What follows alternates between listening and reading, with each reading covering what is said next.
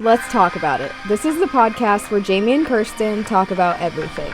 No limits, no boundaries. Join us while we talk about what really goes on in our lives. Anything goes. So without further ado, let's talk about it. Hello. Good evening, and welcome back to another episode of Let's Talk About It. And it is a very special episode at that. I'm buzzing. We're so excited for you guys to dive in and listen to this episode. We just finished filming. We are back doing our little intro. Yeah, with a little movie magic. This will be before. Yeah. Movie magic. I don't know why I said that.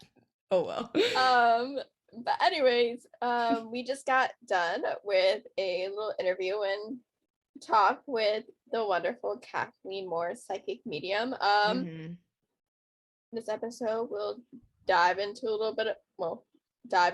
basically what she does. Yeah, and it's honestly any questions you could probably possibly think of. I had so many random ones that I needed to ask, no matter how stupid of a question it was, and solid answers for every question posed. So yes, it was great. I've talked about Kathleen on here countless of times and how much I just adore this woman. And again, after this episode, make sure you take a look at the description, and I will leave in the link for Kathleen's website and her socials. We'll have again, thank you so much, below. Kathleen, for coming on and chatting with us. Let's go ahead and get on into it. Yeah, sit back and enjoy. All right, and we're back with Kathleen Moore, a psychic medium. Thank you for coming on and letting us talk to you. We've been really excited to have you. Yeah, I'm very excited to be here. I've talked about Kathleen multiple times on this podcast. I've been getting readings with you for, I want to say, 3 years now, almost 4 years. So do you want to tell us a little about what you do? Well, I mean, where do you begin with that? I'm a psychic medium. I have an ability to connect to energy or spirit energy, as well as see psychic events that are coming up for people, which can include future events, past and present. I do connect with souls that have passed on. We have, in the physical world, we really think of that as very physical once somebody passes, but I look at it more as a transition. So I've been blessed to be able to connect with this ability, and I think everybody has the ability to a certain extent. It's just I tend to work with mine more. So just like anything you practice, it gets stronger with time. So so I am a professional psychic medium. I read 5 days a week, and I have clients all over the world, and I really truly enjoy what I do, and I feel that it's a gift to me when I connect with anybody. So both living and past or transitioned. So it's all about energy. We're all energy. Wow. Okay. So yeah, I've never talked to a psychic medium, nothing. So it's kind of interesting that Kirsten has had a little bit experience with talking. I have absolutely no clue. I'm so new to this idea and concept. So I'm genuinely curious, how old were you when you discovered that you could do this? The ability has always been there as long as I can remember. For me, I mean, I think that everybody, when they're really young, you always hear about kids saying to their parents, "Oh, you're the best parent I've ever had," or they talk about, people that aren't in their lives yet. We think it's their imagination, but it's actually memory cells from different lifetimes. It's always been there for me. So for me, it was like being raised knowing 2 languages. It's very normal to me. So it's just always been there. Wow. As I grew older, I realized that not everybody was connected, and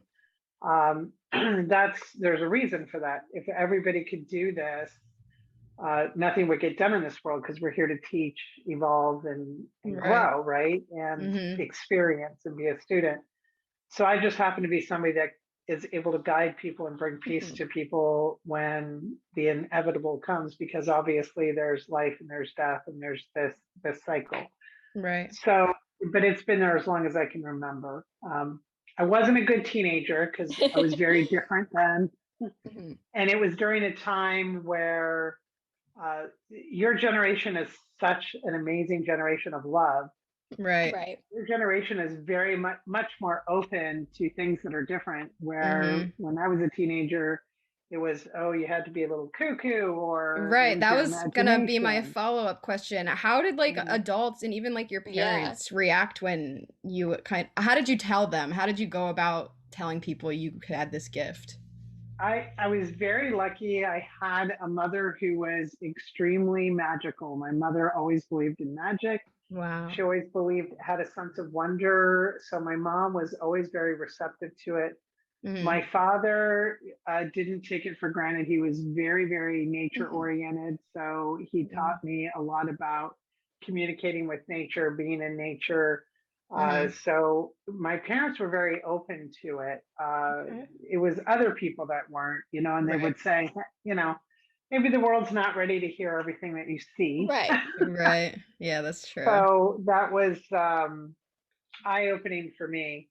It was also eye-opening for me in the 70s and 80s. A lot of people would say, oh, you think you're a witch? And it went back to that, that misconception of what a witch is, or somebody that can see and hear. And it was very confusing to me when I was, probably, 9 or 10. I really noticed that I had to curb what I said, what I saw, what I connected with, because people would say, that's a sin and there's something wrong with you, but I want to take you to church on Sunday. Right. You need to believe in that just on Sunday. And it was, to me, it was very, nothing ever came to me that was angry or mean or nasty. I felt love and peace from it. So my parents were very nurturing about it and got me involved in nature. And I started working with animals and wildlife and nature at a very young age. Wow. Working rehab and that kind of stuff, which turned into a career later as well. But they handled it very well. It was the rest of the world that didn't. So I had a little bit of a hiatus. The people that accepted me for it, right, I was open with, and the people that didn't, I just stayed quiet. So I made a rule at a very young age not to read anybody without permission. I because it's like reading somebody's diary. You can't step in. I have to step into people's spiritual energy to get the information that I get. Okay. Every reader reads different. But I've never gone up to somebody on the street and said, oh, hey, your grandpa says this. Okay, that's actually what I was wondering. That was one of my questions, because I don't know why, but I've always thought like psychic mediums, they have, they automatically just know everything about you. Okay, but I feel like that's also like such a like stereotype, because we see things like Long Island medium where she's like shopping and walking up to someone. Right. Yeah. And well, what they don't show you behind the scenes is they pulled that person aside and said, Teresa would like to give you a message. Are you open to it? Here, sign these papers. And then they're open to it. I don't do that without permission. And I know she doesn't either as well. It's just, you're not going to see that filler on the TV show, right? And I have had some clients or people that have booked appointments. They're like, I want to know what my ex-husband's doing. And I'm like, I'm not going to psychically spy for you. I don't do that. What? And, that's so nuts. It's funny at the same time. Yeah. It is a stereotype. Everybody thinks you're either a gypsy or a fortune teller or that you're a mind reader. And so I never step into people's energy without their permission, because we're in the physical world to learn and evolve. And I don't know what their relationship was before the person passed. Right. It could have been somebody that was extremely abusive to them in life. But when they cross over, they've been taken into divine love. They've been forgiven. They've seen their life review. They understand why they chose the path they did. And we might not understand that. So spirit really doesn't have an understanding of secrets. They don't have an understanding of, this might bring up bad memories. So I always tell people you have control of your reading at all times. If somebody comes through that you don't want to talk to, you just have to let me know and I'll disconnect from the energy. They will respect you at that. So I never do that. Now, spirit is always with me. I have little, inner dialogues. The people that are very intuitive do have an inner dialogue or an inner monologue, right? So, and people that don't, that are here to change the world in a very scientific, special way, they don't have that. And that doesn't mean that they aren't connected to the other side. They know that they had a purpose here when they came into this world, and they can't be distracted by spirit for that. So, and it makes them very special as well. But to me, it's fascinating because I have spirit around me all the time. When I go to the mall, I see spirit around people. I see spirit peeking. I know when a place has a spirit and an entity connected to it. Hauntings are very rare. So a lot of people are like, oh, this place is haunted, and they oh, I heard this, and that, and I'm like, you don't want to go on a ghost hunt with me, because I'm like, that's what happened in life. You're feeling residual energy. You're not feeling an actual ghost. But there is, there are some places that are haunted, but it's rare. But I do see spirit all the time. So there's always chatter in my head. I'm never alone. Okay, yeah, so that's what I was wondering. You talk about this like kind of inner monologue, and so that's just always with you. Always with me, yes. Wow. And it's several. For me, it's several. Back in the day, everybody'd say, oh, you're hearing voices, and are they telling you to hurt somebody? And I'm like, oh my gosh, no. Right. I feel nothing but love or jokes or, that kind of thing. So I do have the ability now, after I'm self-taught. There's a lot of people, that have been mentored, and I think that's wonderful. It's nice. When I was going through it, there wasn't a lot of people that were willing to take on teaching or help guiding, but I've since found a plethora of people that are really opening up spiritually and are willing to help. And I think there's enough for everyone.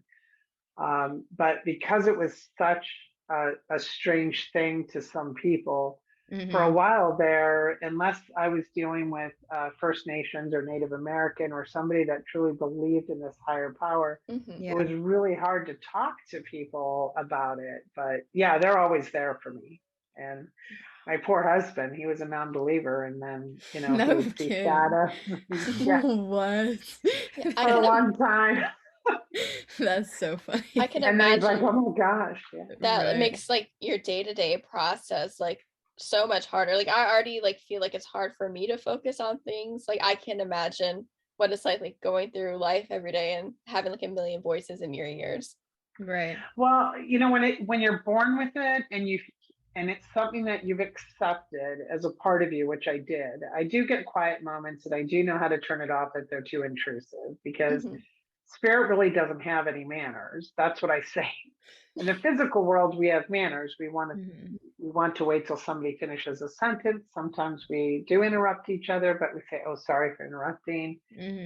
They're at such a higher vibration that they just spit it all out, and they're talking and they're connecting vibrationally wise, like we're all energy, right? So I can tune it out, and some psychics will wear a hat, and that's their sign, and I'm not available. Some people I've just really have gotten used to the background chatter. So for me, it's just kind of in the background. It's just like some people that have to sleep with a fan for the white noise. My white noise just happens to be spirit, which is a buzzing. So now, does that affect your sleep at all? Yes and no. I genuinely don't sleep a lot about 3 days before a full moon and into a couple of days after. I'll sleep anywhere from 3 to 5 hours a night. Oh wow. But I've gotten a lot better with that. With I'm in the physical world. I need sleep because they don't have a concept of time, and they don't have a concept of sleep. So, and it depends. When the veil is thin, there's a veil between the transitional or the universal world or the divine world and our physical world. When the veil is very thin, they tend to be more chatty because they know that we can connect. And there's certain times of the year that they're more chatty. But because I read every day, and do readings and connect with spirit, they're a lot chattier with me than they would be if I was, when I was only doing readings 3 days a week and working a part-time job. They weren't as chatty because I had that break and I could focus on something. So it took me a while to get to a point where I could funnel that energy and then make it more like a background buzzing rather than voices and words and stuff like that. On occasion, I have asked people, there's this spirit really, really being loud in my ear. Can I deliver a message for you? And I'll ask permission. And if they say no, they'll quiet right down. They do respect us that way. So yeah, because we have free will. We get to decide when we're ready to hear from them. Right. And I actually love what I do. I'm pretty lucky. Yeah. I do get tired sometimes, but it's not from spirit, it's from the living. Yeah, I bet. Yeah. Now, what is your process? Like, how do you go about like each reading? For each individual reading, if I'm doing a one-on-one reading, I do for all my readings, I do a meditation prior to connection. So I will step into, like when I do a reading for you, I will do a meditation where I step into your spiritual energy. You've always heard, a lot of people hear about the aura, around somebody's body. We're spiritual beings first and physical beings second. So I step into your spiritual energy, which is very ancient and always connected to the other side. And then I ask spirit to step forward and give me information. And the reason why I step into your spiritual energy is because it is tethered or connected to your physical energy in this lifetime. Otherwise, I could end up, if I just step in and say, okay, spirit, come forward, I can end up talking to your brother from 1492. Oh, wow. Which is really cool for about 5 minutes, but then you're like, okay, I don't I kind of had a bad life then, or, it was, a short life, and that's cool for about 5 minutes, but I really need to know what's going on then. So my process is through meditation, and everybody meditates differently. And when I open that door open, or when I open that veil, they come in, and sometimes it's usually people that you've been connected to in this lifetime, or family. There's no sense of DNA on the other side. So sometimes people that have been really close friends that you consider family, or people that have married in come in, or adoption, that kind of thing. But then I will deliver the reading one-on-one, and one-on-one's really good because I'm just focusing on your energy. When I do a big gallery reading where there's a lot of people in the room, I'll step into everybody's energy, and then I'm channeling all their spirit energy. So it can get very overwhelming for people. It's spirit coming in all at once. But I can almost pinpoint who's for who in a big gallery reading. So, but I do the preparation before. So I'm not sitting on a stage or in front of everybody or in somebody's living room, doing the meditation, because it looks pretty funny when I meditate. I'm not gonna lie. It's not the yogi that some people do yoga, but for me it's completely different. So I do it that way. And then if I'm doing a 2-person reading, I do a meditation where I step into both those people's energy to pull spirit forward. Then the psychic part of me sees everything like a photograph in my head, because that's what made sense to me as a child. So when I connect with energy, they're like a fingerprint. No two are alike, but it's a vibration and it's an energy. They don't have a physical form when they cross over, but they do have what I call soul themes or connections. So I see that energy come through, and then the psychic part of me sees it like photographs in my head. So when I step into your energy, I see a photo album for you inside my head that spirit is showing me. So I know what these people looked like in life when you knew them. I get to see how they feel, or how you connected to them.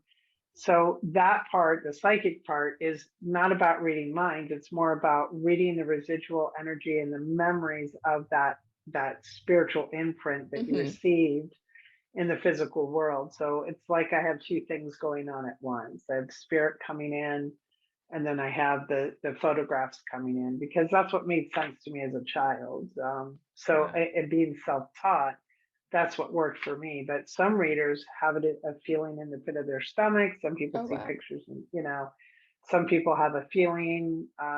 For me, it's I literally feel like I'm looking at a photo album. Like I turn pages, I move with them. I do automatic writing because the pictures can hit me quicker than I can talk. So, and then I combine those both abilities to give a reading that, that brings spirit and your future or your present in and your past, which sometimes opens the door for a lot of healing. And sometimes people aren't ready to get their messages, right? So, spirit can be connected to us at all times. I think a lot of people think that you just walk into a room and tap a spirit on the shoulder and say, "Hey, Bob, we need to talk to you." Come in, and that's not. They have free will. They are in universal love. We come from there. We're particles in their world rather than them being particles in ours. But because we're physical beings, we think we can control all that. So they're just respectful, though, so we can kind of control it. Okay. So I also want to know, so I'm sure it's probably happened to you before, and it's something I would do if I was like getting a psychic reading, where have you ever had someone come to you and be like, I just need guidance for what I should do and like what the future holds? I feel like that's like half my readings with Kathleen. So yeah, I'm really curious Tell me what to do on like that whole process and how you can kind of like know that. I don't know. I'm so curious. Well, everybody has free will. Okay. So usually with psychic ability or a medium reading or anything like that, we have this enormous ability to have free will. Now, I can tell somebody, listen, I see a couple speed bumps coming your way, but that's all they are. You have to get through the tough part. It will open doors for you. This is what I see coming. And some people will think that they don't deserve it or it shouldn't be that easy. So they self-sabotage and they take the detour. Okay. And it's okay to take the detour because obviously you have the free will to take that to get some life lessons or spiritual resume. I call it the spiritual resume. Okay. So we're all here to learn. So when I see that, sometimes people are listening to ego versus their intuition. And I harp on this a lot with a lot of my clients. I said, you're listening to ego, and ego is very chatty. It's very wordy. It's not about arrogance. It's not about vanity. It's about ego always tells you you're not good enough. It couldn't be that easy. You couldn't know the answer. So your intuition doesn't get involved with free will, but it really does help guide you. And those are your spirit guides, those are your loved ones. That's your higher sense of self. That's already on the other side. There's always a part of your imprint on the other side. So when you say, do I have chicken or fish for dinner? And the first thing that pops into your head is chicken. Everything after chicken is, bull crap. I'm not going to swear on your but, it's okay. We feel free. Feel free to. So, everything after chicken is bullshit. That's your ego coming in and going, and then you get to the restaurant, everybody's eating fish. You're like, what do they know that I don't know? That's your ego creeping in and making you second guess yourself. Well, then you're like, well, I need to change my order. I'd like to get the fish because everybody else is eating the fish, but nobody's eating the chicken. And they're like, no, we're sold out of the fish. So you're like, well, that's okay. My first instinct. Well, then you get your chicken and it's horrible. And everybody says, well, I listened to my intuition and it wasn't this monumental wow factor. It was a really crappy piece of chicken. But what you don't hear is that everybody that ate the fish the next day has food poisoning. Right. So sometimes your intuition puts you towards a shitty piece of chicken, but you don't have food poisoning, right? Right. So listening to that inner voice or listening to that knowing is extremely powerful, and it is following through. But when we're not able to make that decision, I am able to tap into the energy and see which way it's going to take you. And that is part of why my clients look forward to that. They, what do you see with this? How do we go forward with this? Right. And sometimes that brings them not such a great piece of chicken, but it opens doors for other things. Now, everybody had the food poisoning. You have an interview for your dream job, and it turns out all your competition ate the fish the day before, so you're the only one that showed up for the interview, and you get the dream job. Now People are like, well, I got it by default. No, you got it by spirit help guiding you. Right. So this is where people utilize the psychic ability that I have to see into their future. There is no psychic that is 100% right. And there's no psychic that's going to be able to say to you, I can guarantee you can speak to specific spirits because they have free will just like we do. Right. There's no psychic that can tell you, hey, Tuesday at 3 p.m., the guy in the red tie at Starbucks is going to give you the winning lottery. That's what a lot of people expect out of a psychic because that is how they push down the intuitive nature of people. People used to listen to nature. People used to listen to their intuition. And that's how this world got built. This is how people took a chance at flying an airplane. This is how it's all intuition based. It's all this guidance that comes into our head in our creativity. And then when we're told, hey, you can't do that, we're like, okay, well, prove to me it's really happening. Sometimes the proof is just knowing. And as we grow, we tend to, people call it midlife crisis. You see people going through midlife crisis, and it's actually them listening to their intuition because they're too tired to listen to ego anymore. Wow. So an ego is very chatty, but it does serve a purpose. It helps us ground us. It helps us evolve and go through, because let's face it, when's the last time you heard anybody say, oh, everything was perfect in my life and I learned so much? It doesn't work that way. Yeah, that's true. We have these little storms between our calm that teaches us and helps us evolve to our next level. And then years later, we're like, wow, if everything had worked out and I graduated on time, I wouldn't have this really cake job that I love, right? Like if I graduated 3 months earlier with my class, I wouldn't have been offered this awesome job I have right now because the job wasn't available then. So see, there's always a bigger picture when things don't go our way. And that bigger picture is usually the universe or spirit moving us in the direction we need to be in. So I just happen to be able to decipher. It's almost like being a translator. Okay. Now I've had readings with, sorry if you could hear the baby crying in the back, my brother must have just got here. I've had readings with you, and I don't know if you talked about this before on like lives where spirit sometimes will combine with each other. Yeah. Now, how does that work? What happens is they're on a different vibrational level. So when spirit first comes in, it's almost like a buzzing or a ringing in the ears. It's at a much higher. So I have to slow that down to understand them in real time or in physical time. And they don't have a concept of time. So sometimes when spirit comes through, I'll have two spirits coming through at the same time because they're all energy. They can connect, to the person that I'm talking to anytime. There's always a thread of connection. But if they're both talking at the same time, they don't see that as being overwhelming. So sometimes their energy will morph on top of each other. Oh, wow. So, or blend together. So I'll get a part of a message from one family member or friend, and then I'll get a part of a message from another family member or friend. And then I have to separate it when they're like, well, that sounds like both my grandmothers, or that sounds like both my dads, or that sounds like both my mom and my aunt. Then I'm like, okay, give me a second. Let me talk to them and see if I can separate that energy. Because there are people that are on the same, and spirit's the same way. There are people in your life right now that are on the same vibrational level as you. So therefore we have that soul connection, like soul sisters or soul brothers or friends that are like soulmates, but there's even romantically, we see that as well. Spirit's no different. There are spirits on the other side that are on the same vibrational level. And if they both come in at the same time, they morph at the same time because they're at the same. Now, if your grandfather is a little higher vibrational level than your grandmother, I'll be able to separate it more, right? So sometimes that has to do with the level that they're at when they cross over. So then they kind of morph together. Morph is the only word I know how to use.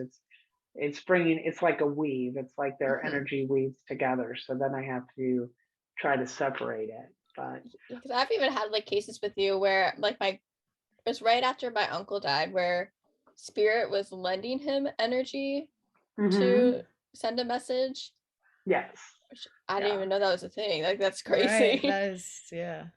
Well, sometimes when they cross over, our grief can stop us from feeling completely connected to spirit. Right. And grief is a gift. Grief and love are a couple. You can't have one without the other. And as much as people don't want to hear that, grief is a gift. It lets you know that you loved and were loved back. Mm-hmm. Right. But when they're seeing their life review or our grief is too great, other energies on the other side that are a higher vibration or who have acclimated to the other side will lend energy so they can speak to me, so they can project their energy because they are adjusting to crossing over. They're adjusting from going to the physical world back into their universal world or their divine world. And some of us, like people that really, really fight, I mean, our instinct physically is to fight for life, right? So, right. And that's survival, and that's important for us because that really does, we know we're here to evolve. I've had some spirits come through and say, it wasn't my spirit that gave up, it was my body. My body couldn't keep up anymore with my spirit's vibration. And when they're acclimating, sometimes they don't understand how to project their energy in a non-physical way. So spirit that's there that they've been reunited with and they're connected to will lend their energy to help them project. Because I have to channel them and they have to use a physical form again through me, whether I'm seeing it in photographs or feeling the energy. So, and some of them are just set at such a higher level when they were here on earth, they just physically go right back into spirit world and they're able to project right away, but they can connect with us spiritually as soon as they cross over. Wow. But they have things to do too. They're being reunited with loved ones. They're being reunited with their true authentic selves because we all carry a vibration. They're letting go, they're forgiving themselves, they're taken into divine love. There's so much going on when they first cross over. That sometimes they need that help for projecting. Okay. Now just like if you just like if you break your leg, you need crutches or a boot or something to help you. It's the same thing when until they're acclimated and they understand the vibration of where they're at. They will call on loved ones to help them. So wow. Now, since spirit comes to you in a physical form, does spirit kind of choose what they look like or how they present themselves?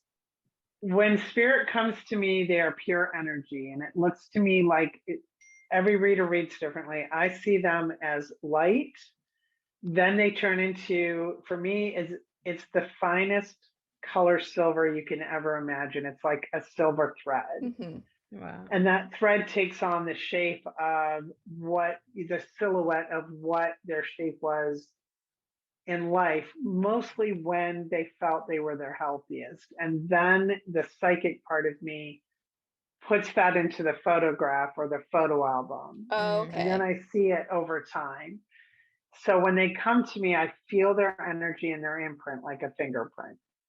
So like if you put your fingerprint on paper, it's different than anybody else's, right? No two fingerprints are alike. Well, that's the same with spirit. So I see their imprint or their soul's vibration imprint, their fingerprint. And it doesn't look like the physical world. To me, it looks more like a light, and then it turns into this beautiful thread that becomes part of the weave that connects all of us and connects all the universal energies, from trees to animals to your loved ones to now there are souls that get on the other side. Obviously there's people that we don't get along with. You know how you will look at somebody like, oh, I don't get a good feeling about them.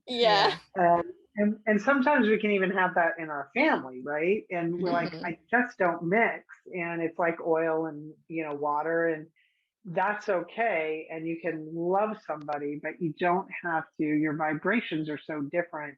And when we cross over, there's forgiveness, there's love, but we don't become these really connected spirits when we weren't, our energies just didn't mix, and that's okay.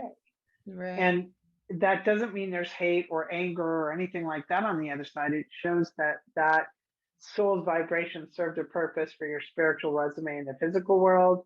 That doesn't mean that you're going to spend an eternity being close to somebody that you don't feel connected to. It is all connection. So, that when I connect with them, I do honor them when they come in the room, but it's in my head. I see the energy, I see the light come through, I see the threads, then I see the thread connect to you, and then I see the photograph and how they're connected to you. Mm-hmm. So that's just, again, self-taught. I do use tarot cards. Tarot cards are a really good way to focus energy, and helping with, spirit coming through. It's also a good way to focus energy for future events. It's a divination tool, which is a lot of people use, old-fashioned people would use crystal balls. Yeah. Crystal balls were very rarely clear. They were actual real crystal, and there's all these different colors in them and stuff like that. So you would see images. It's like when you stare into a fire, you see things in the fire. Yeah. That's divination. People are doing it and not realizing they're doing it. When you look up at a tree and you see the way the branches are, you see a little smiley face or something, that's divination. But Hollywood changed that a little bit and put out this clear crystal ball, and yeah, it sounds like it's going to get, it's called scrying, and you can scry with a mirror, you can scry with, water and stuff like that. But I actually don't see them as physical beings. I see them as universal beings or light beings. And then the psychic part of me that's attached to the physical world sees everything like a photograph. So, I mean, it's kind of a hard question to answer because everybody connects to it on a different level. Some people do see them walk in. Like I have seen, out of your peripheral vision, people will see shadow people. That's them muting light to be seen. They don't have a physical form, so they'll mute light to be seen. They're not evil. They're not negative energies. But people have been taught, oh, it's a dark figure, so it's got to be bad. No, we're in a lit room. It's muting light to be seen, and we can't see directly through the veil. So it's usually out of peripheral vision. And then in darkened rooms, or when you're driving in the dark, you'll see light out of your peripheral vision, which is their energy. So that's how I see them all the time. And then the psychic part of me has to go into the physical world and see it. And photographs is what made sense to me as a child. So like a picture book. Like when you're a kid, you look at the pictures first before you learn the words. Right. That's exactly the way I do it. So, because that's what made sense to me. Wow, okay. I have kind of another random one. So, like, I don't know, I can speak for myself, and I'm sure literally everyone has experienced this when, like, a loved one or pretty much someone that's passed will visit you in a dream. So, is that, like, is that real, or is it just, it's so confusing to me. I've never understood it. That's you visiting them. Oh, okay. So people say, oh, you had a visitation, which is true. You both open up the door, but usually when we go into a deep sleep and we have an extremely vivid dream of our loved ones that have passed, or our friends or people that we're connected to, that is us actually traveling through the veil to visit them at home. They call heaven home. Yeah.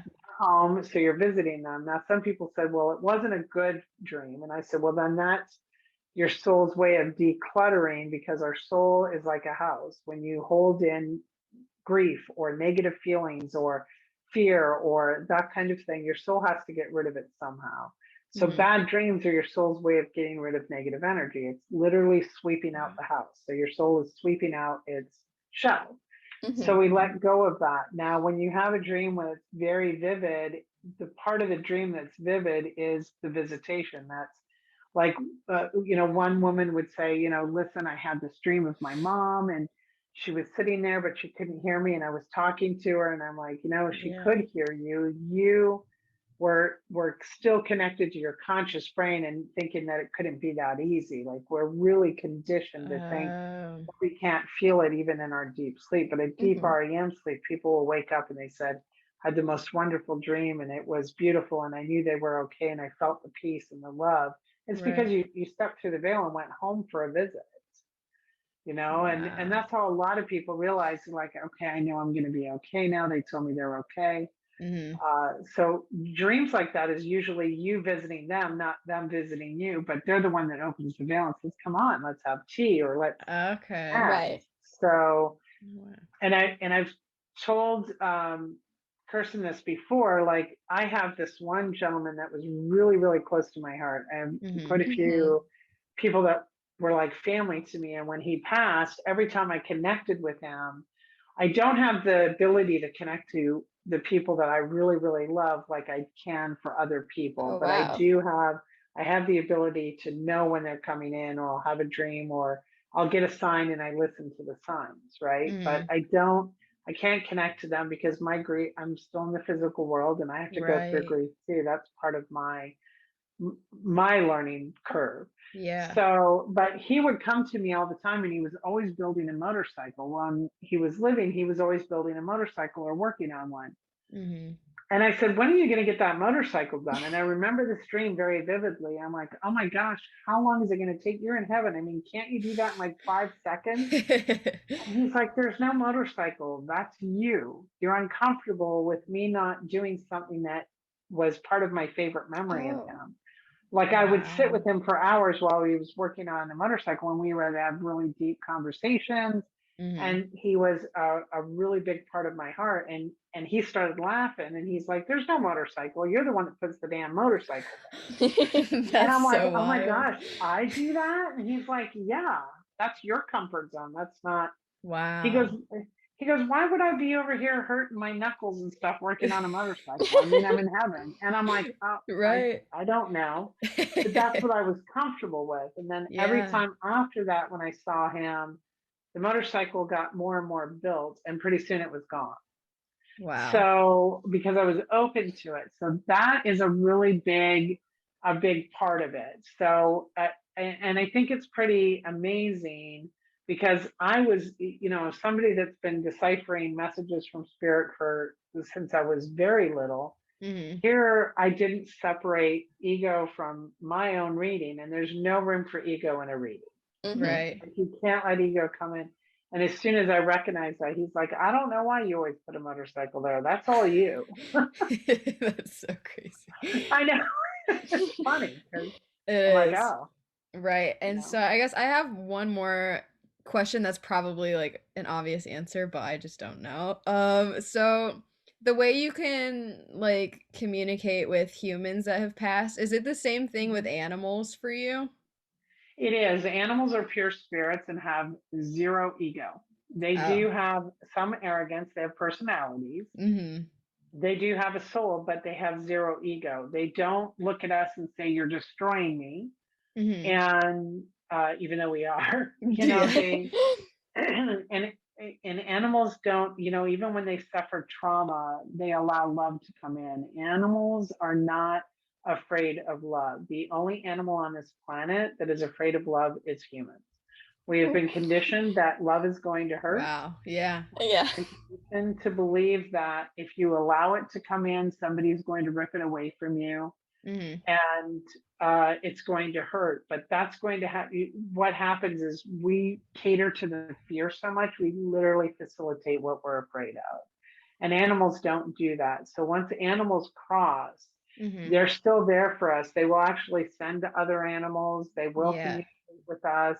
They're always around. We feel complete unconditional love. I always tell people, dog is God spelled backwards for a reason. They're truly unconditional love. Cats are really about independence, but they're unconditional love as well. And we're talking domestic animals, but then you look at these people that are pure animal communicators.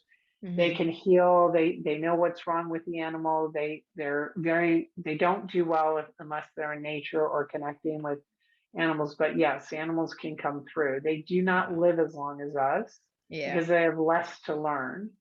And the ancient animals that do live longer than us are here to help teach us. Unfortunately, we've made open season on a lot of them. And like reptiles, and that's part of showing our evolution, and people don't understand the whole magnitude of it. Now, when people ask about how does, when animals are suffering, do they hate? They don't have an ego, so they don't hate. They will react to trauma just like we do. Like if a hand is always hitting them on the head, they cower down when they see a hand. So, but they're always open to love. They're always open to a new way. And they always fall into our lap when we need them the most. That's right. And it's pretty amazing. Like I always say, the animals that help guide us and heal us absolutely don't need to be here as long as we do, because they've done a job. They never go home until they know we're healed. Yeah. And sometimes we don't realize we're healed until they're gone. And then we're like, I need another. It's so funny because people will lose a spouse or lose a loved one and say, I'm never going to get married again. Yeah. I'm never going to love again. And there's enough love for everyone. There's enough love in this world, and there's enough for everyone. And that is where ego separates us all. It makes us feel like there's not enough for everyone. And but all of us get another dog. All of us get another cat. Right. All of us will get another bird. We never once think we're cheating on the animal that passed. That's true. We know, but we watch these people. They might lose a spouse at a young age, and everybody's like, I can't believe you're getting remarried. I can't believe you're doing this, when mom passed or dad passed. And all I can feel from spirit is, why would anybody want somebody to be alone the rest of their life when they didn't pass away then? And it's a different kind of love, and it's grief, but we never question animals' love. We're like, animals, it's even with wildlife, wildlife falls into our lap when we need it too. Like you're driving along and you're feeling melancholy, I'm sorry, I missed that word. Melancholy. And you look up and there's this hawk, and you get this sense of peace. That's a loved one sending you a sign. Or a bunny, you pick up a bunny and move them off, or a turtle off the road, and the turtle's kind of like, yeah, thanks, man, I needed that help, and it's amazing. But animals do come through, but they're absolutely not ego driven in any way like the rest of us. So, and they do in fact react to environment, both spirit when they're in spirit, and both when they're in the physical world. It's environment is everything, and that's the same with us. When we're in a stressful environment, we're stressful and angry. Right. And when we're in a calm environment, that's why I tell everybody, no matter if you live in a house where there's some stress, you make your room your sanctuary. Right. You make it the way you want to, so you have a sanctuary to go to. Right. If you're living in a house where you're working all around your house, you're not in a home, you're in an office. You need to make your workstation in one place. And that environment is everything, and animals teach us that. Right. So they've always taught us that. Sometimes we just don't listen. Okay, that's good to know, because I don't know, ever since my dog passed away, it is that thing where I kind of always know, like, my dog will send me another one when it's time, but it's also, how do I know it's like the right dog if I ever decide to get another one? I don't know. Here's the thing about dogs. Dogs always send you, even if you're like, I'm thinking of getting another dog, I don't know if I'm ready. So you start shopping around, you start going to shelters, you start going which way you want to go. Yeah. And you might be looking at one and you don't get that one, and you're like, well, it must not be the right time. No, what you say is your dog said, no, that's not the right one for you, and the one that is falls into your lap. Okay. And that's a huge part of it. That's a huge part of it. So like my one friend, she was like, okay, my next cat is going to be this beautiful, long-haired, beautiful black cat. And 2 weeks after she said that, this orange tabby fell into her lap that has 2 extra thumbs. And she's like, oh my gosh, this is not what I was looking for. But the cat, she didn't have a choice. The cat picked her. So that is the way it goes. So even when you're actively looking, your dog that's passed will make sure the right one falls into your lap. And sometimes the right one needs a lot of help, because it'll keep you focused and away from the grief, and keep you focused in that bonding moment. So because the animal will pick you. I had one client, I just love her to death. I kept telling her husband was sending her a dog, and she said, I'm never getting another dog. Yeah. And I'm not kidding you. She went home from her reading that day, and there was a really ugly dog on her porch that was completely, and he was a mess. Yeah. And she ended up keeping him. And she's like, he sent me a dog, and it's not a dog she would have picked. It was a pretty ugly dog, right? When she first got, but when she got him healthy, that's the way it is. So dogs pick you, and the same with cats. Animals, your animal spirit will send you what you need when you need it. So if you're ready to look for another dog, start looking, because you don't want to just jump in. Right. And you want to feel that bond. Okay, well, that's good to know. That's a relief. Yeah, and there's a soul bond that goes with our animals, obviously. Yeah.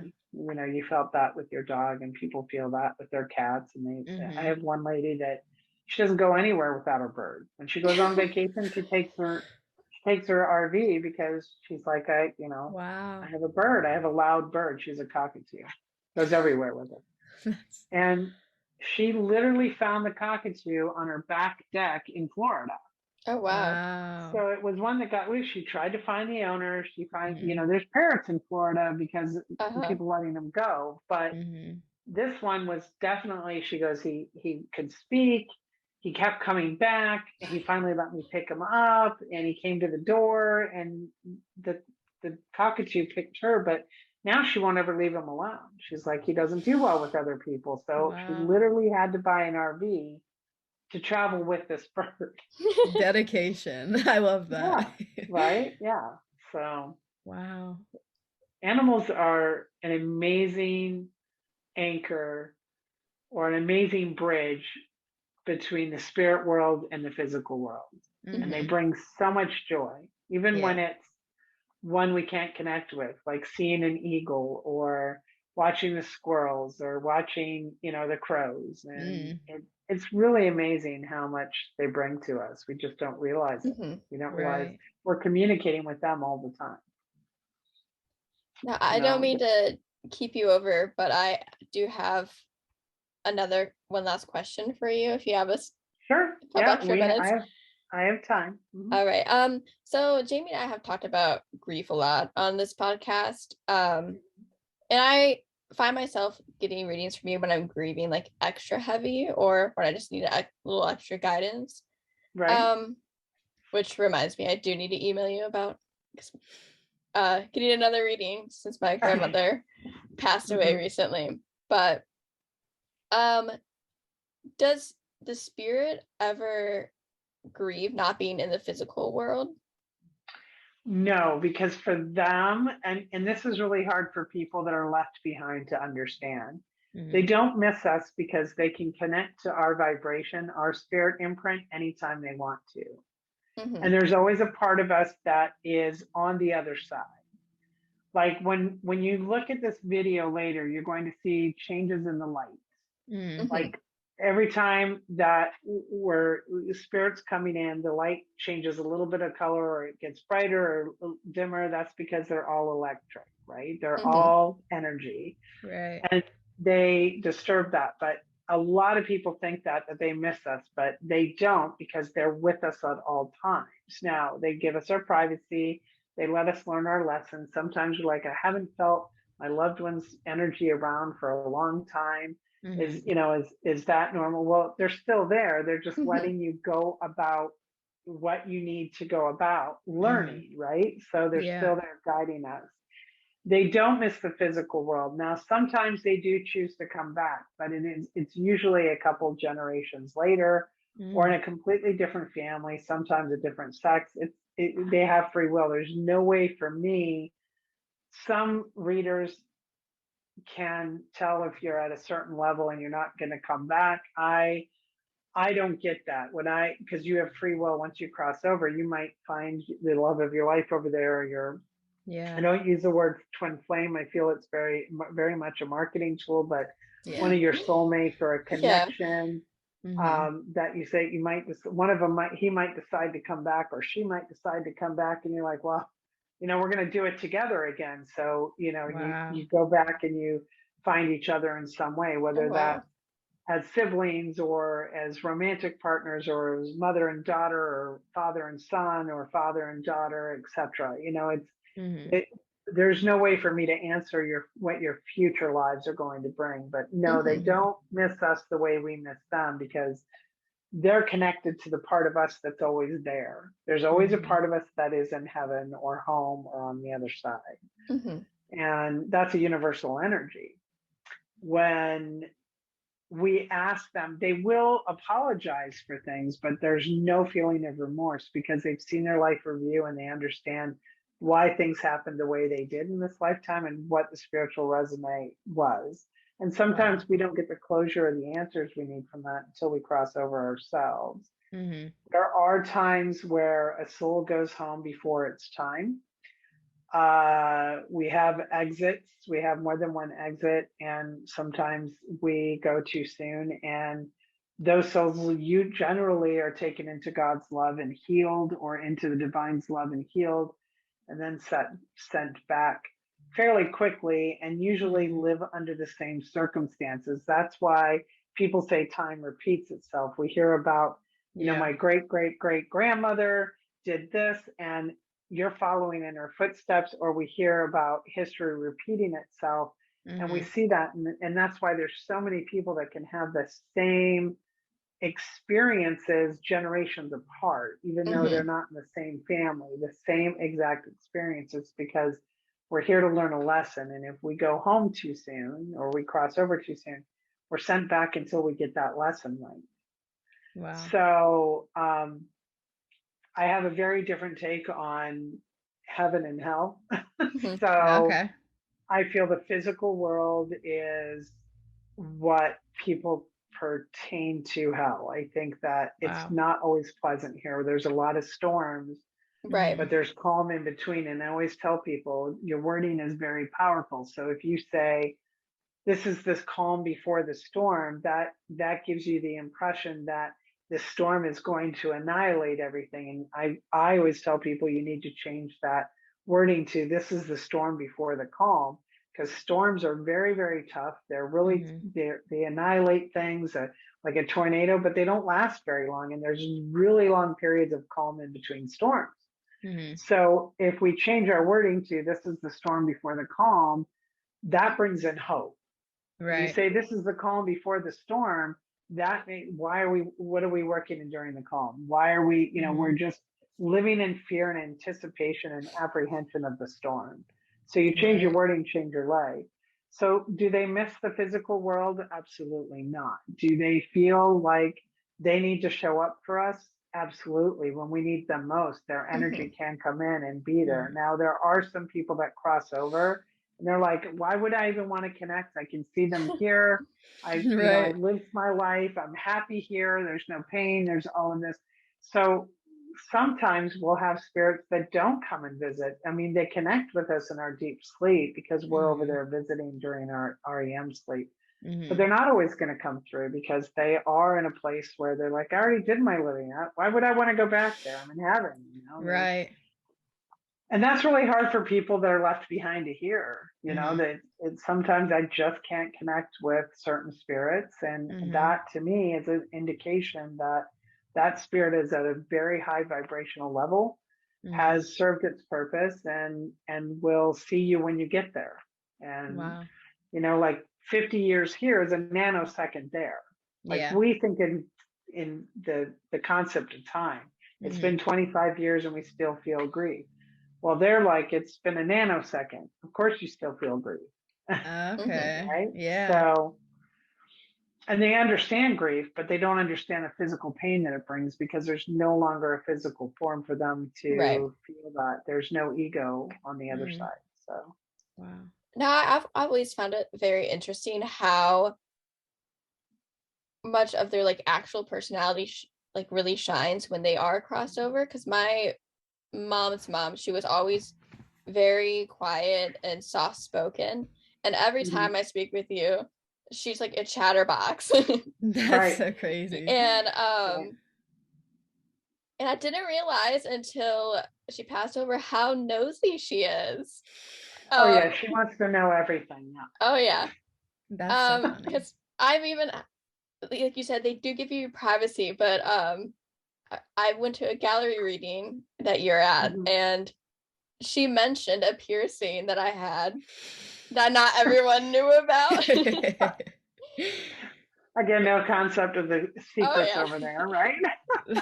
That's so funny. I'll find myself like in my day-to-day life now, like watching like what I think, or like I'm like I'll try to shut my thoughts off because I'm like, she's listening. Oh my god. Right. Well, they do give us our privacy. So when you and if you need that, you're like, okay, grandma, you're not going to be a part of this part. Sorry, you're not going to be a part of that. And sometimes your grandmother is the great thing about spirit is spirit always, they do have a soul theme or an imprint and personality, right? And that's something that carries through with every lifetime. Some people, souls in, theme is scholars. Some of them are healers. Some of them are empaths. Some of them are, animal communicators. Other people, and some of them are narcissists. Like we all have a little bit of narcissism in us. And everybody wants to say, oh, a narcissist. I'm like, everybody has a little piece of that in there because that brings balance, just like the yin and the yang. We have shadow selves and we have light selves. So when she was here, she was learning, she was absorbing, she was bearing witness. She was quiet and soft spoken because she was getting the information she needed. And that's how she was nosy. She was listening all the time. So she knew what was going on even in the physical world. Now, on the other side, they can get real chatty because they already know everything, right? I always tell people the reason why babies are born not speaking is because they already know everything. Wow. They're coming back from heaven. They're coming back into this world. They already know everything. And if they come in and go, okay, listen, I'm here to advance technology and have 4 kids, and 2 of those kids are going to cure cancer. And they're going to do this, this, and that. And that's what I'm here to do. Oh, by the way, you're here to do this. And this is when you're going to pass. And then you're going to do this. Nothing would get done. Everybody'd be like, oh, you just took the fun out of it. I don't, why would I pick being a gas station attendant? Because it matters. Yeah. Right. Yeah. Like I always tell people when COVID first hit, psychically, I was like, this needed to hit because nobody appreciated that the fact that this whole country was run on people that made $20 or less an hour. Yeah. Right. Right. And if they didn't go to work, the shutdown would have been astronomical and devastating. Right. Yeah. So now people appreciate that a little bit more. That doesn't mean that you don't work to make more. And it doesn't mean that you don't appreciate everybody at all levels, but it really taught people how to appreciate people that we always thought were menial workers. I never thought that, but some people really didn't understand the magnitude of how those people kept everything running. So everybody served a purpose. That thread of connection from the top of the owner all the way down to the what we would consider the smallest worker is a synergy that can't focus or run without each other. And that was a huge thing that came out of COVID. That was in a positive way. Right. And spirit always has that way. But yes, your grandmother wants to know what's going on all the time, but now she can be chatty because she actually knows what's going on. And babies can't come in and tell us what to do next because then we're not evolving. But we are in the true throes of evolution right now, both with nature, with human development, everything's changing. And we've been conditioned to think that a big meteor is going to come down and create an ice age, and we're all and it doesn't happen like that. It happens slowly over time. And we're starting to listen, right? Right. So now your grandma's like, everybody's listening now. But she is nosy. So if you don't want her involved in stuff like that, say, grandma, grandma, don't, we have to be good. And I always end up like talking to her. Like I feel more connected to my spiritual side ever since talking with you.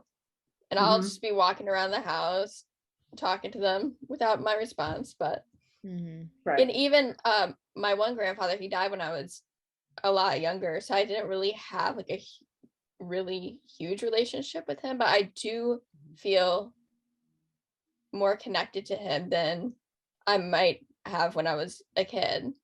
Mm-hmm.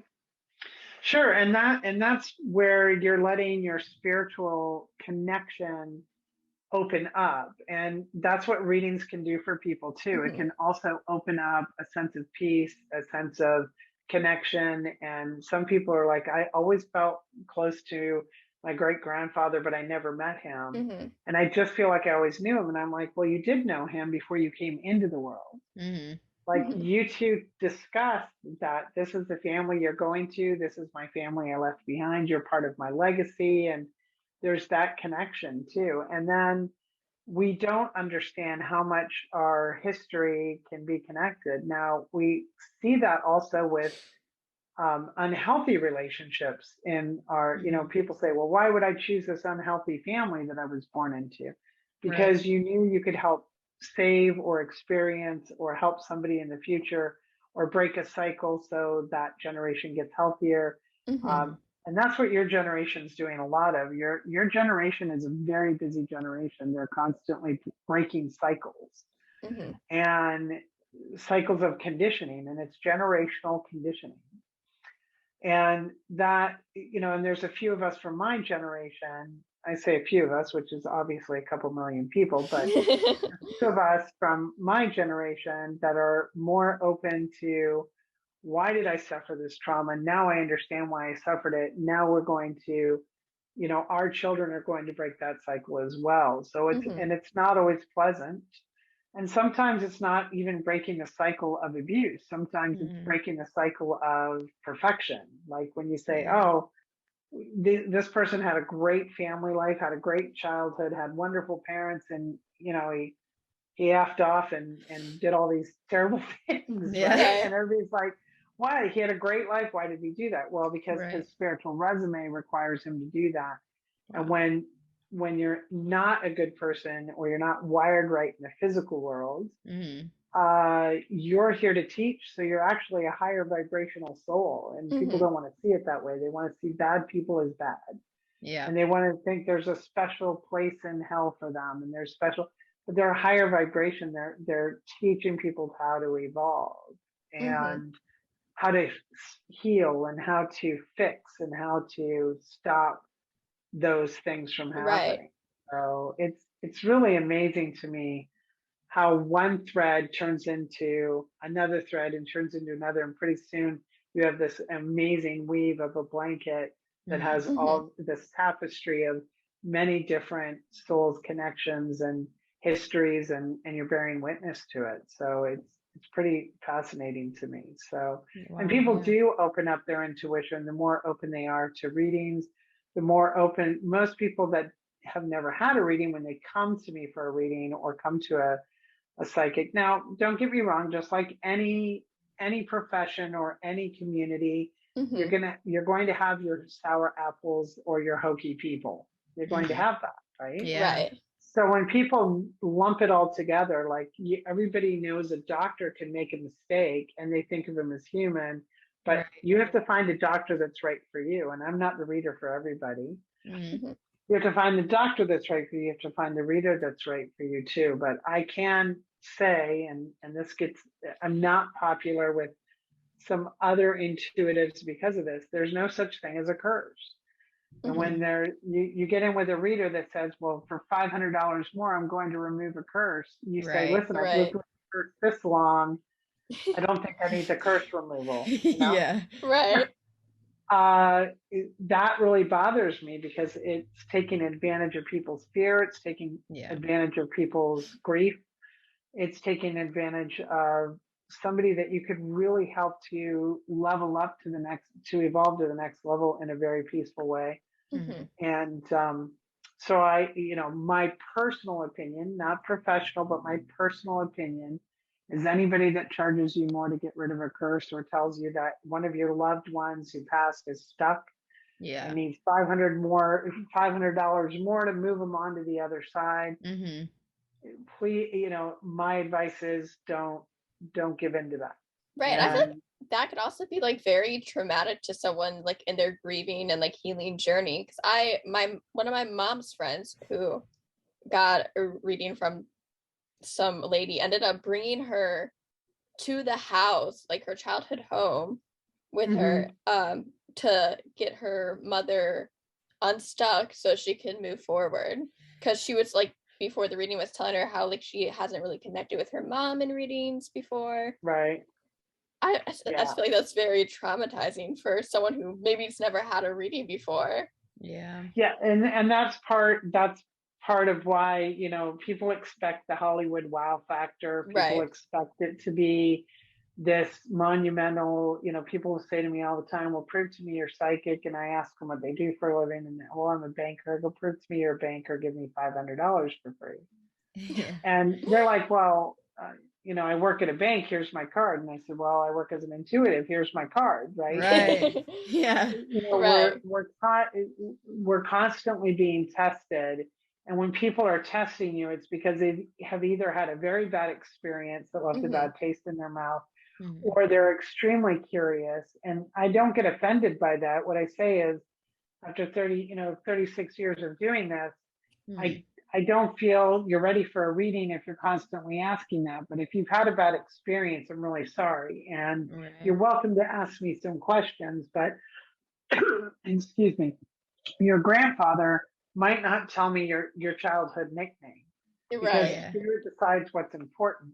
And sometimes they do tell me that nickname, and it's very hard to prove that, but there is a lot of people that do take advantage of people's grief, and it's just not okay. And that is a very common question I get. They're like, well, you're charging this much, you know, if this is a gift, you should do it for free. And I said, well, do you go to work for free? Right. You're asking me to take another job to pay my bills. You're asking me to take time away from my family to do readings for free. And then you're telling me that this is a gift, so I have to do it for free. And I want to know who told you that, told you that, you know. And that's a big thing that I did for years. For years, I did by donation. I did a seasonal job because everybody told me that I couldn't charge for this. And then I got to a point where Spirit was telling me, you know, you really need to help people. Yeah. You do need to charge this. We do need to do this full time. And I asked for the signs and I did get it. But people don't realize that it's hard on your body when you're taking our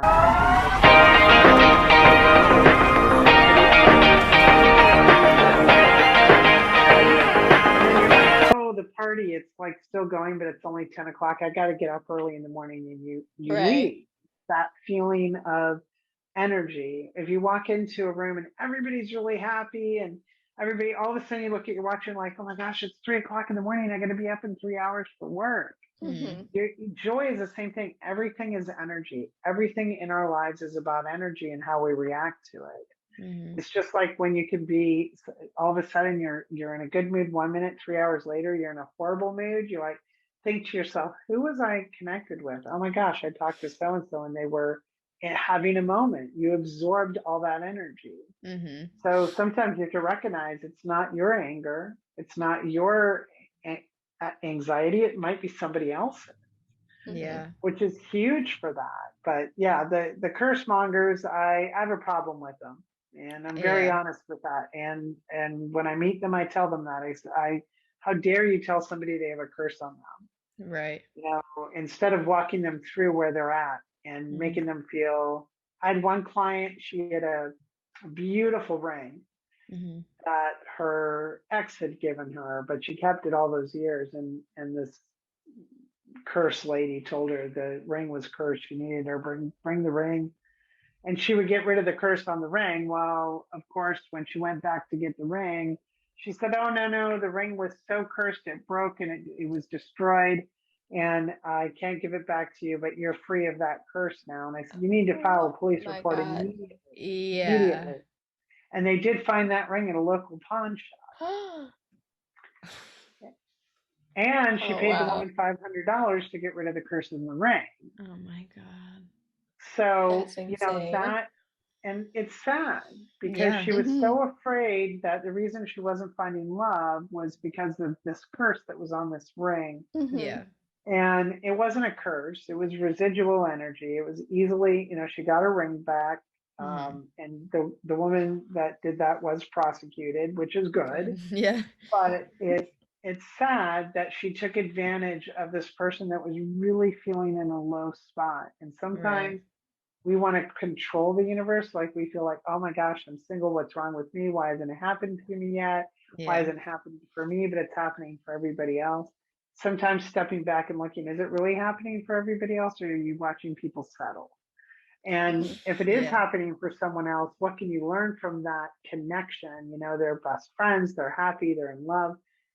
Look at what you want out of that and recognize that the universe's timing is impeccable. The universe is ancient and knows what it's doing. Sometimes you have to trust in that, even if we're a little bit impatient. Right. And I'm impatient. I was 40 before I figured that out. I'm like, here, let me give everybody else advice, but not take it myself. Right. Which is what we're all notorious for. Right. So for me, I find anybody that tells somebody that their loved ones have not crossed over and that they need that guidance and help. True hauntings are rare, but they do occur where somebody is so religiously conditioned that they're afraid of where they're going to go. So they don't go towards the light, and they are lost between two worlds. Yeah. But most hauntings are actually what we call residual energy. It's like listening to a same song over and over again. It's on a loop. Yeah. So that there is a difference between residual energy.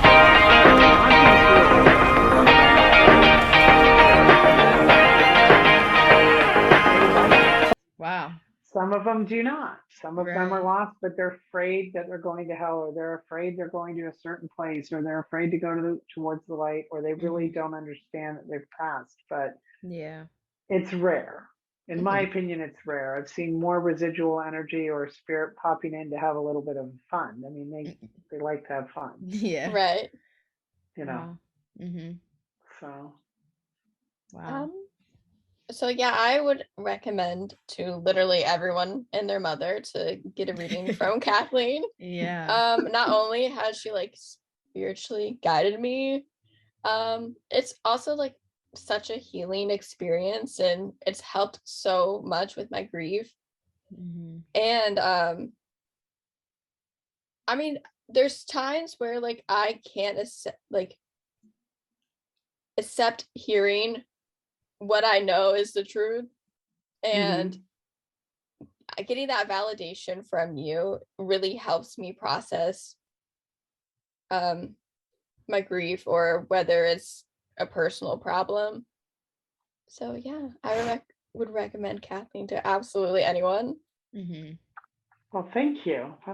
I take that as the highest compliment. Well, thank you so much for coming on. We really appreciate this. Yeah, we've been so excited. I had a blast, and I'm a little chatty Cathy when I get to talk to people about I love it. I love it. So. Yeah. Well, thank you so much. Yeah, we really appreciate having you on, and I'll definitely be setting up a reading, because now that I have my questions answered, I'm good with this. So yeah. Well, that's good. And I'm really honored to be a part of this. Thank you so much for having me on. And I know that I have the link somewhere for the podcast, but if one of you could send it to me again, I'd like to absolutely put it on my page so people can connect with you and do that as well. And I'm so honored. I had a great time. You're both very, very bright lights. I think you're doing some really great things. Thank you. And I think it's really cool that you're part of a generation that's teaching the rest of us how to love and question what we've always known. And that conditioning is we're really breaking free of it. Yeah. So I'm very honored. Thank you so much. Of course. Thank you. Well, I look forward to talking with you soon. I will definitely email you the link, and we'll be emailing you to set up another reading. Wonderful. I look forward to it. Great. All right. Thank you so much. You're welcome. Thank you. You both have a wonderful night. Thank you. You too. All right. Bye-bye. Bye. Bye. Wow. Well, that was insane. Amazing. Definitely, like, even getting readings from Kathleen for the past 3 years, I didn't know literally that much went into it.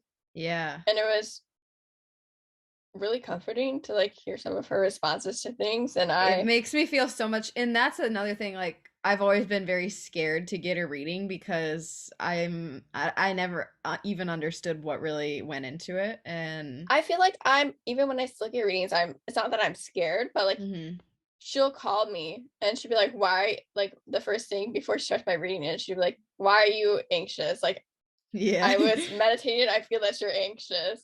As I'm like sitting there like biting my nails. Yeah. So it is really comforting though, especially like I'm such an animal lover, and so it is nice to know, those things with animals. Absolutely. It makes me feel so much better about stuff like that. So very comforting. All right. So we're just gonna wrap things up. Again, thank you guys for tuning in. Right. And thank you again, Kathleen, for coming on. I've been looking forward to this. It means the world to us. Yes. We really appreciate it. And I know that my mom is so excited for this episode. My mom is like the biggest Kathleen fan. All right, so let's hit it with the outro. All right. This has been great. This has been Let's Talk About It with Jamie and Kirsten. Tune in next week for some more fun. Be nice, do good. Treat people with kindness. Stay safe. All the love. Peace and love.